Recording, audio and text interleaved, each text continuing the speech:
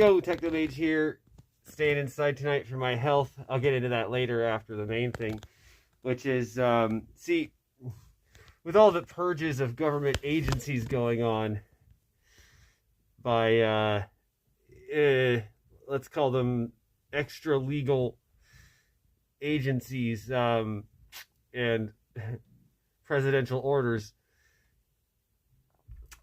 the, Senator Jim Banks recently had an encounter that was filmed with a constituent of his that had just lost his job.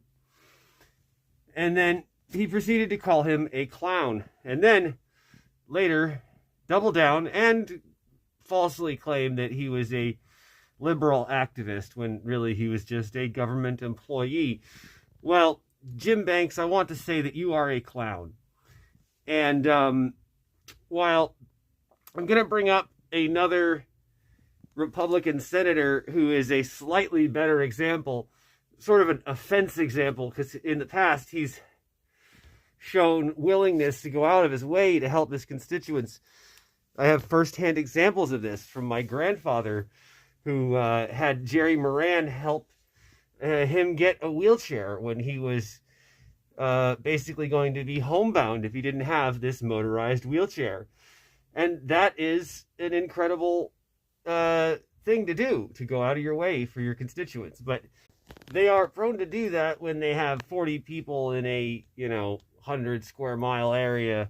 It's an extreme exaggeration that I have no examples of. But, one of those examples where land voting, they're like, oh, look at all this space. Yeah, but there's like 10 people in there.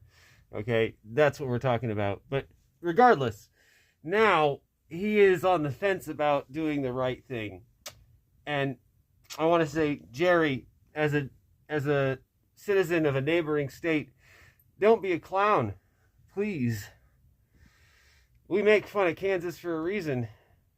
Anyway, as for the health thing, after I got back yesterday, it felt like I was a little bit overexerted, and there's this use it or lose it, or use it too much and lose it razor's edge that I have to keep for my disability, because if you keep walking, you will, keep walking longer.